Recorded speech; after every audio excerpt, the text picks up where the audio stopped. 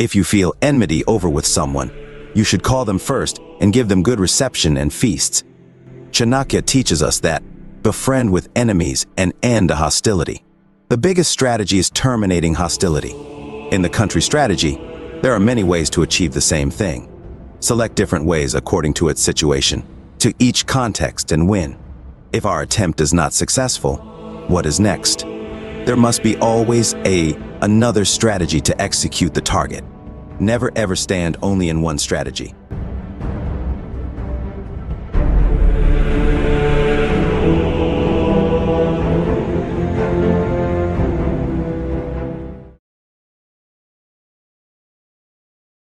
Chanakya says that if one gets an enemy's son, brother, close relatives, or friends, they should be treated as a friend and given all protection. This has two benefits. Either through this close relative, one can end enmity with the enemy and become friends with him. Chanakya says that if the enmity cannot be ended through negotiation through this close relative, he can be used to leak the enemy's secrets and thereby easily defeat the enemy. If the first two strategies fail, the third strategy to use is to never attack the enemy immediately. Wait until the enemy is exhausted in some way. If you realize that the enemy is weakened, you should immediately attack the enemy. Like breaking large rocks with a hammer, the enemy must be struck down with all his might. Many of Chanakya's ideas are contradictory, but if we try and understand them, we will understand its real meaning.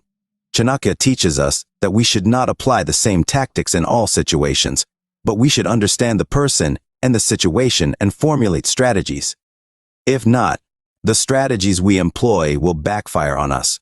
While Chanakya was teaching the princes about national strategy and defeating enemies, Chanakya had many enemies in Magadha.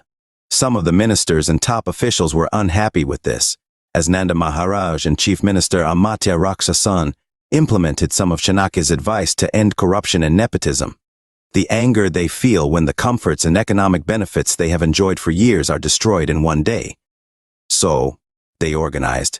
They decided that somehow Chanakya should be thrown out of the palace. They also planned some plans for that. These conspirators told many false stories to the king. The conspirators managed to mislead the queens of the palace by telling false stories about Chanakya. They used Chanakya's excessive affection for Prabhat for that. The conspirators had made the queens believe that Chanakya would teach only Prabhat some secret techniques that he would not impart to anyone else, that Prabhat would become the most intelligent of the other sons, that he would depose or kill other kings, and that he would eventually become the king of Magadha. The queens also organized. Their complaints were made to the Maharaj, and they put pressure on him. He then held talks with Prime Minister Amatya Rakshasa. But Amatya Rakshasa was not ready to believe any of this. Amatya Rakshasa told Nanda Maharaj that these are all false stories made up by someone. Nanda Maharaj was deeply saddened. Amatya Rakshasa advised Nanda Maharaj that it would be best to discuss these matters directly with Chanakya himself. According to it, Chanakya was presented in the royal court. Realizing Chanakya's intention, Nanda Maharaj allowed Chanakya to go. But the conspirators did not sit idly by. They also made many plans. Nanda Maharaj convened the weekly Durbar. The Durbar is attended by ministers, senior officials, and members of the advisory council. The main topic of discussion on that day was Kaumudi Festival. Kaumudi Festival is a great festival that lasts for a month. Traders from abroad would also come to participate in the festival. Various types of celebrations are held as part of Kaumudi Festival, such as trade, literary discussions, entertainment programs, etc. Gambling is also included in this. High officials and some in the cabinet were receiving large sums of money from these gamblers and foreign traders. But the entire cost of this festival was from the national treasury. A discussion about Kaumudi Festival started in the Durbar. Some of the ministers suggested that this year the festival should be conducted better than any other year, so that the fame of Nanda Maharaj would spread to the neighboring countries. So it was Chanakya's turn. Chanakya opined that the financial situation in the country is very poor, so other means should be found to celebrate the Kaumudi festival without spending money from the exchequer. Do not perform celebrations or sacrifices with the entire income of the country.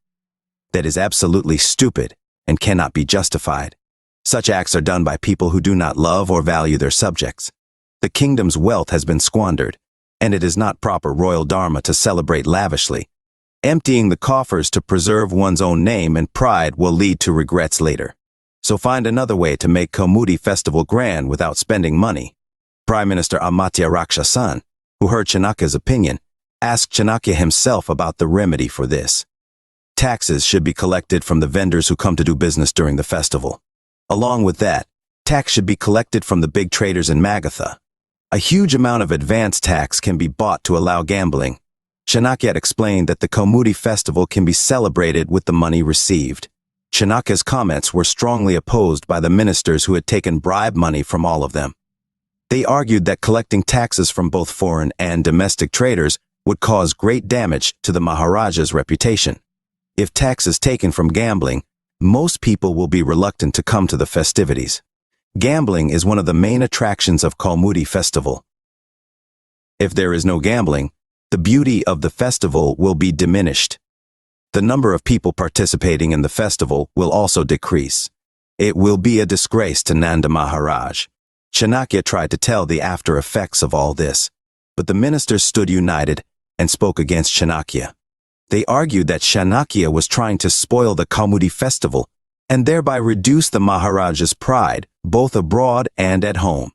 As the conductor of the Kaumudi festival, Nanda Maharaj enjoys a great position in Magadha and in foreign and neighboring countries. They raised that Chanakya was acting as someone's spy to eliminate it. Nanda Maharaj did not like any of Chanakya's explanations. The Maharaj, who believed in the words that the queens had told him earlier, felt that what the ministers had told him about the Kaumudi festival, which was called by his pride, was true. Nanda Maharaj thought that Chanakya was trying to humiliate him in front of a society. The king announced that the Kaumudi festival, called by Magadha's pride, would be held with great pomp. Maharaj Nanda ordered Chanakya to be expelled from the palace for trying to mislead him by giving false advice. On hearing the order, the guards were taking Chanakya away, and Chanakya lost his footing and fell there. Seeing this, the ministers and high officials there looked at Chanakya and laughed sarcastically. Prince Prabhat was sad by seeing this. He can't do anything for his favorite teacher. Chanakya vows that he will one day build an empire of his own here, ousting Nanda Maharaj who insulted him. Hearing Chanakya's oath, Nanda Maharaj's anger doubled. Nanda Maharaj ordered Chanakya to be taken away in chains. The guards tied Chanakya's hands with iron chains. Later, Chanakya walks out of the palace after looking angrily at Nanda Maharaj who insulted him, the ministers and high officials who mocked him,